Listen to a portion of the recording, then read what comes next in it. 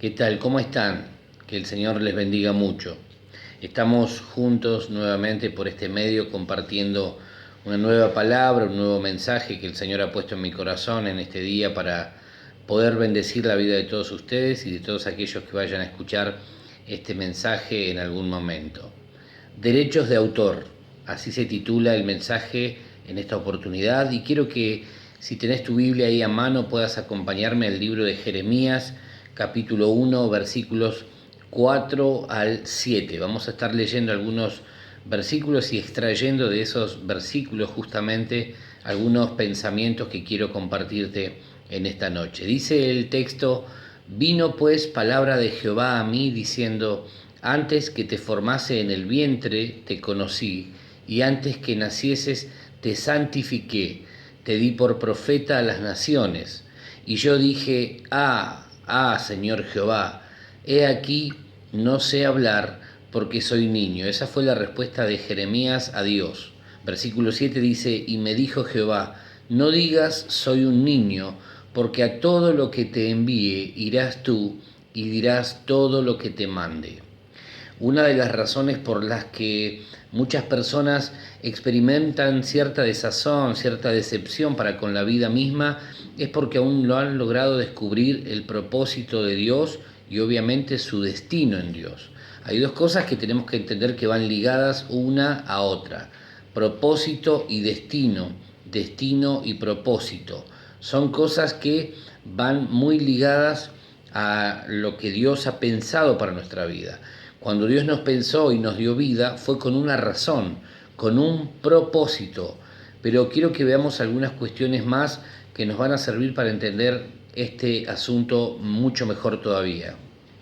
¿De qué hablamos cuando hablamos de destino? Destino tiene varias acepciones, esta palabrita tiene varias definiciones y acepciones, pero vamos a hacer énfasis en la siguiente.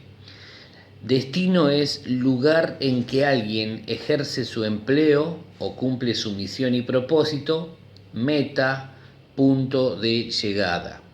Si vemos la vida de Jeremías, de acuerdo a lo que acabamos de leer, podemos decir entonces que en estos textos Dios le revela tanto su diseño como su destino. Uno viene juntamente con el otro, porque la esencia de Dios es, al momento de crear a Jeremías y darle vida, destinarlo para alguna tarea. Así funciona también con nosotros. Cuando Dios nos creó y nos dio vida, nos había destinado previamente para alguna tarea. Todo diseñador da pasos lógicos, correctos, apropiados en función del desarrollo de un proyecto. En ese proceso, lo primero que aparece es el propósito.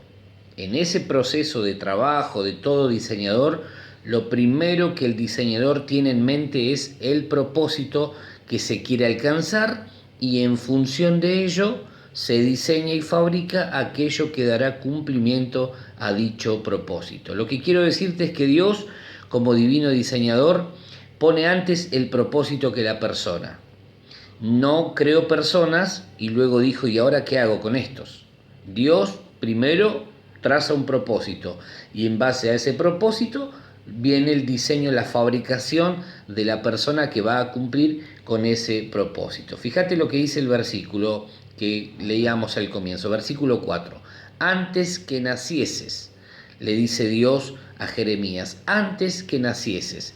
Dios, mucho antes de darle vida a Jeremías, ya sabía lo que iba a suceder con él, porque él ya había pensado previamente el para qué de la vida de este hombre. Y lo mismo es para cada uno de nosotros. Creo que es la pregunta que debemos hacernos y hacerle a Dios. ¿Para qué, Señor, me diste vida? ¿Para qué me formaste? ¿Para qué me pensaste? ¿Para qué me creaste y me diste vida? ¿Qué tenías en mente cuando me pensaste? Dios no te pensó para la nada. Fuiste pensado para algo por el Creador, por el divino diseñador. Y es tu tarea, es mi tarea, indagar y buscar en el corazón del Creador ese para qué. ¿Cuál es el propósito de Dios? Antes de que vos y yo naciéramos, Dios ya tenía un plan de bendición para cada uno de nosotros. Él ya había establecido todo aquello que iba a ocurrir con nuestra vida. Esto es algo tremendo. Cuando uno empieza a pensar y empieza a meditar en lo que esto significa, nos damos cuenta de que Dios, antes de pensar en nosotros, ya tenía una tarea pensada para cada uno de nosotros.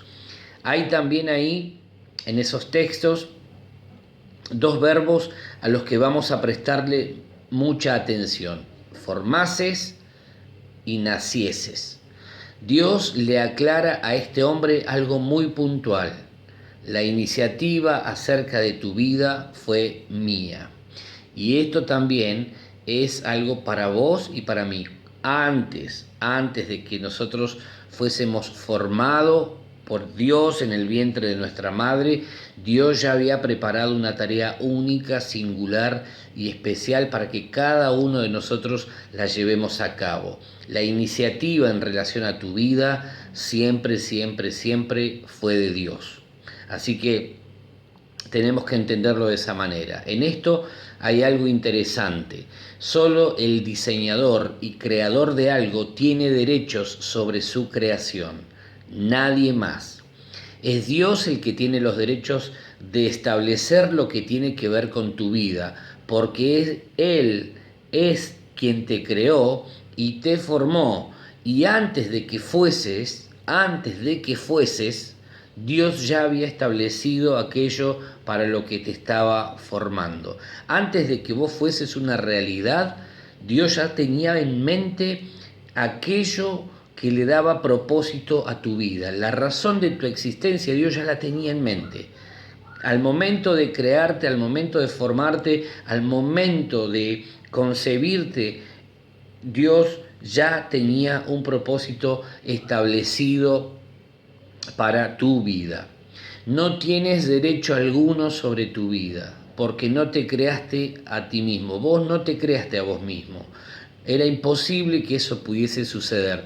Dios, como diseñador, como creador de tu propia vida, es el que tiene todos los derechos de autor. Así que tenemos que entenderlo de esa manera. Fue una idea de Dios tu vida. Él te formó, Él te creó, Él es tu diseñador y formador, por lo tanto tiene todos los derechos para hacer y demandar de tu vida todo lo que Él crea necesario.